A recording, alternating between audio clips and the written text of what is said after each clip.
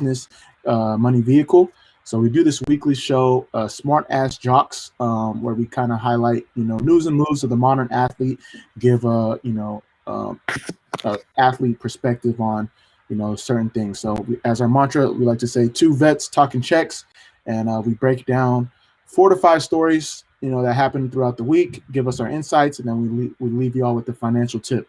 We're trying something new. So for context, this is being recorded and we are on live stream on Restream right now. It will be uploaded to our YouTube channels as well. So the first, 10, 15 minutes, we're going to, just talk, give you guys a rundown of the stories, and then we're going to open up the room for questions, comments, insights, and concerns. So bear with us. This is our 3rd time going on Clubhouse, but we've been, actively doing this show for almost a year now. So, yeah, Jed, let's get us going. Let's get it going, man. And what's so exciting is, like you said, two vets talking checks, man, two professional athletes who are just very interested in the modern day athlete, this new world that we are becoming and seeing the evolution of really becoming athletes to business. So I'm ready to rock. You got topic number 1. You want me to shoot? You go first.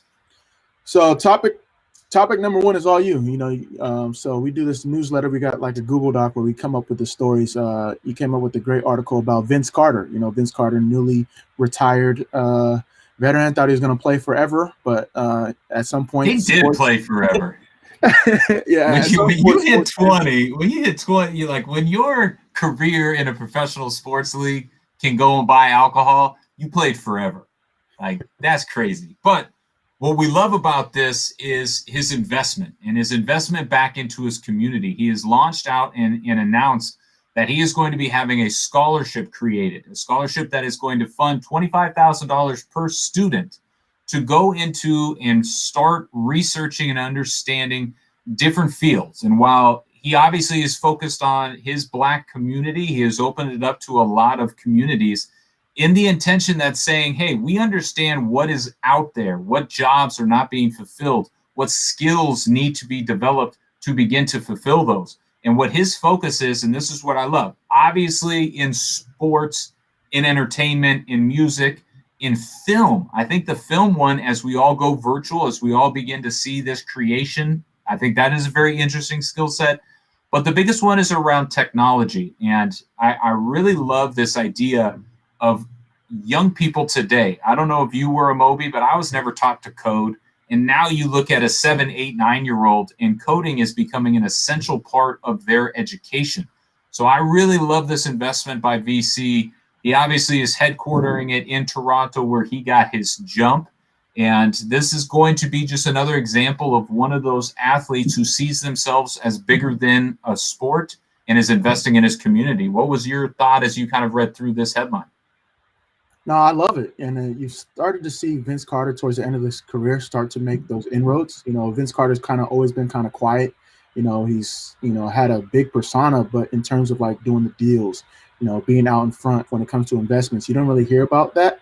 Obviously, he did the movie with Uninterrupted, where the movie was about him. He wasn't really involved per se.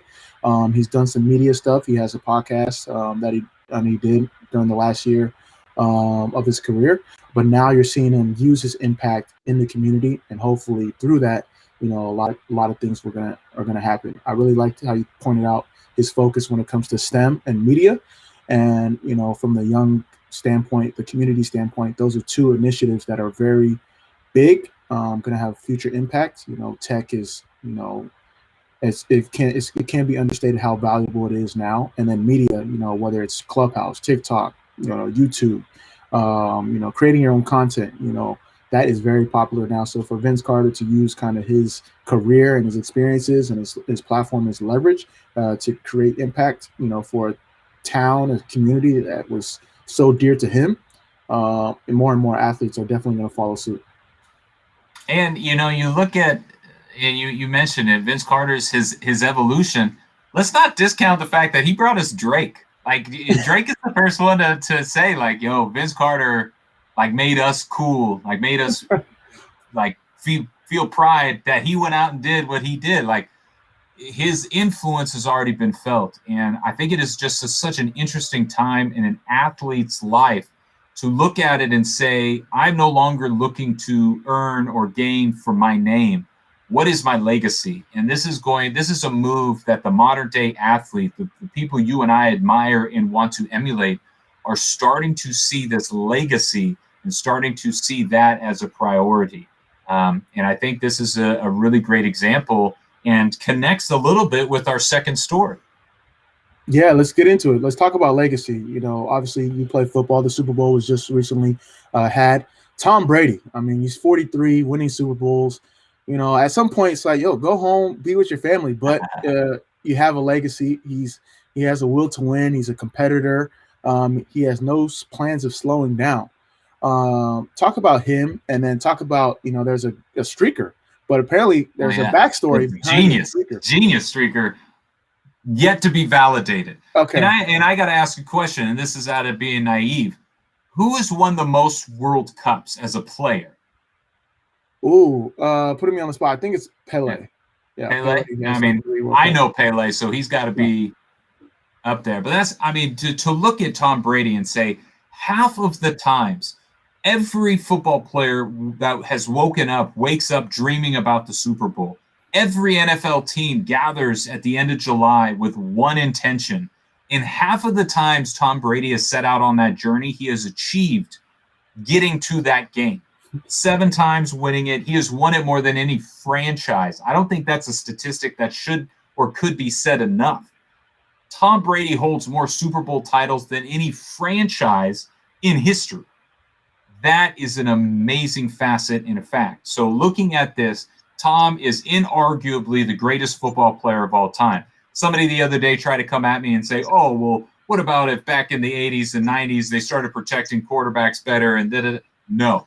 Tom Brady is inarguably the greatest football player of all time. The streaker is inarguably one of the most creative stories I have seen.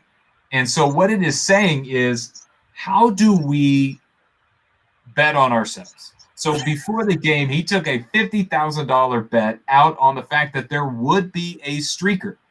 Then went out and had a buddy rush first, so all the security guards jumped on him, and then got onto the field, which is a huge accomplishment. Apparently earning about $370,000 after getting out of jail. You know, you lose $1,000 or whatnot. But I've had a lot of conflicting reports on if he's going to actually get the money. There are some laws that say you cannot profit off of a crime, and he committed a crime. That this was all a big hoax. But the actual verification came that there was this bet made, and it was his. So I don't think he's going to end up getting the money. But what kind of that's an amazing story.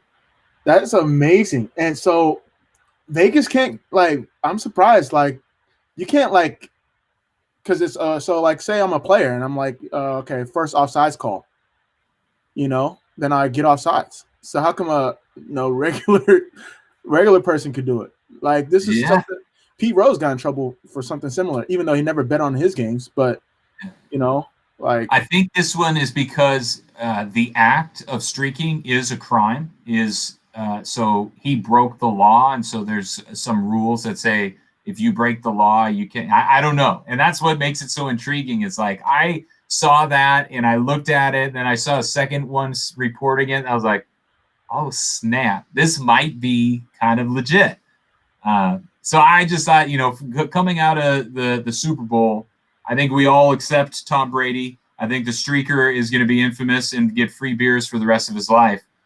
But then here's just a thought experiment for you, Moby, as we're looking at the modern day athlete and we want to be able to identify them. Do you think Tom Brady will become a billionaire? On the field, he's made about $250 million.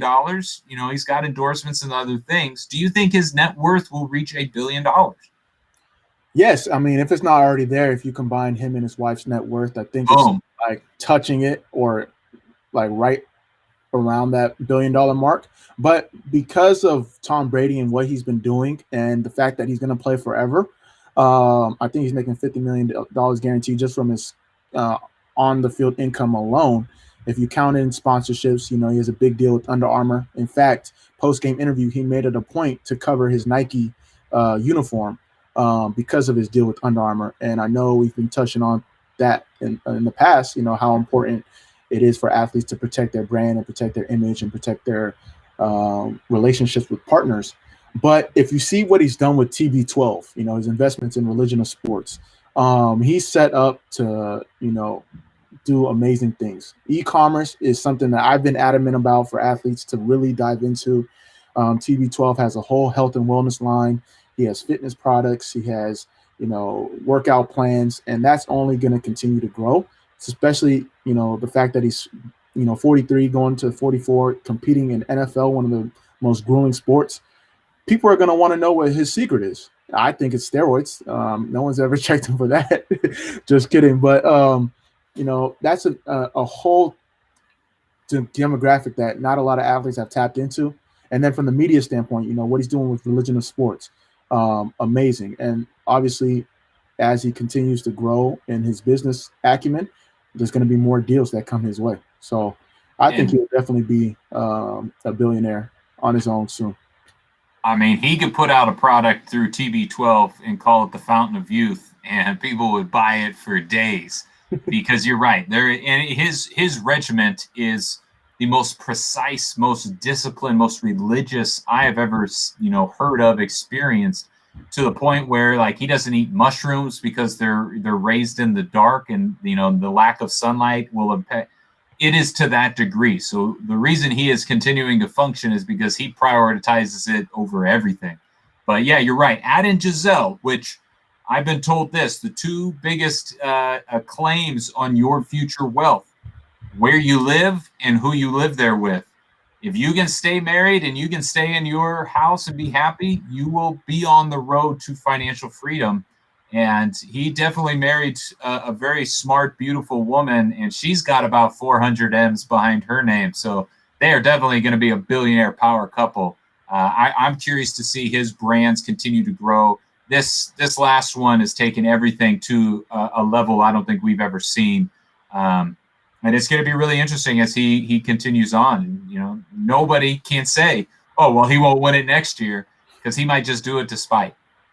Nah, exactly. And, now he's living in Florida now. So, state income tax is very helpful as well. Yes, so for our next story, speaking of, Florida athletes, Alex Rodriguez, he's been making news over the past year or so for, trying to get into MLB ownership. But now something that's been very popular amongst athletes and amongst, just, finance is SPACs, special purpose acquisition companies. He is raising $500 million with Slam Corp to, open up a SPAC that's going to be focused on sports, health and wellness, consumer products and goods, and hopefully, get some mergers and acquisitions.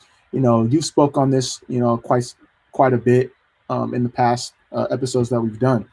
Talk about it from your perspective, and then I'll give some insight, as Alex Rodriguez, someone that's probably one of the better, if not more famous athlete entrepreneurs, athlete businessmen.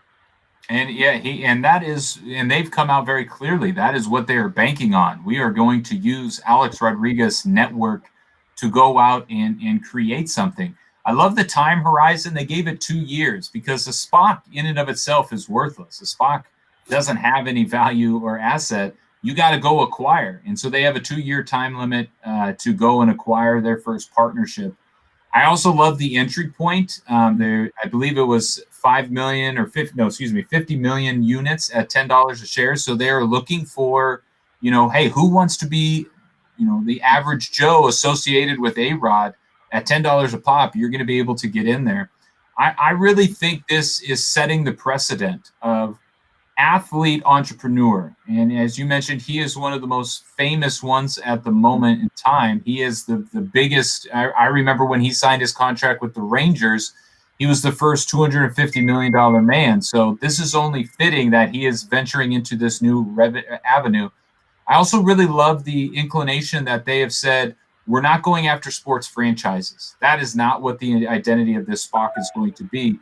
We are looking at really understanding the business around sports and consumer technology, where they want to understand the fan and what they want and see as value. So to me, this is one of those moves that I think is the first of many, as we've seen Spox take off over the last 2 years. I really think athletes are going to see it as a vessel to utilize their name, image, and likeness. I believe there's some college athletes looking for the same kind of vessel. So this for professional athletes is going to be a very interesting one. And if you can get a group of like-minded and like-famous individuals, I think they can go and do some things in specific industries. No, I love what you said about that. Alex Rodriguez is someone that is, done a lot of great things. Whether it's the real estate, he's really big into fitness. He's been an investor in a lot of different fitness products.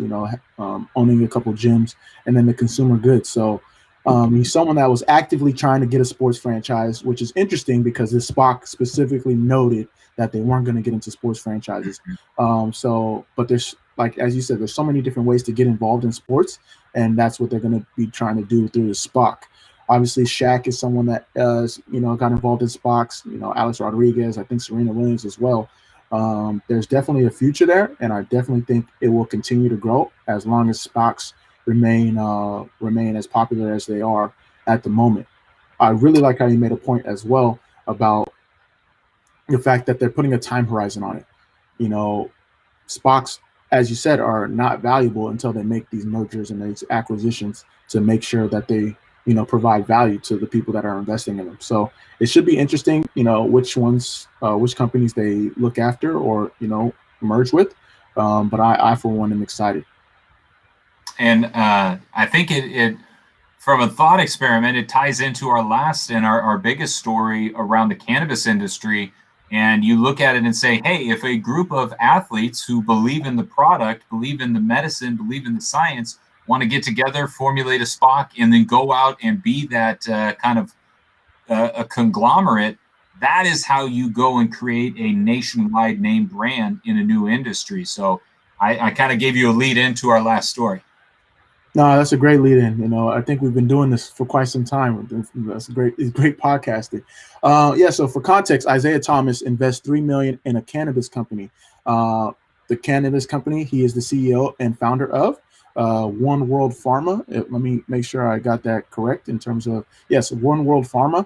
And it's a vertically integrated, fully licensed cannabis and hemp company that is located and operates in the U.S. and Colombia. So for context, we're just going to run down this story. We know Will has his hand to speak. He's someone that's experienced in the cannabis space, so we'll definitely let him up. But we touched on, people betting on themselves, from Tom Brady to, even the streaker to Alex Rodriguez and even Vince Carter. And Isaiah Thomas, someone, for context, he made $16 million over the course of his NBA career. He's someone that's been actively a businessman, post-career, and has ultimately led up to a $100 million net worth. And this is kind of his latest venture in the cannabis space. I know offline we were talking about a lot of different athletes that are in the cannabis space. I actually, ironically, had a conversation with someone in the cannabis space yesterday because after the new regulations, I was interested in investing in cannabis stocks. I have no inclination into cannabis. I don't partake. I'm not experienced. So I got around with experts. But there's a lot of athletes that are experienced and have expertise in this space. You're talking about Calvin Johnson, Al Harrington is another athlete.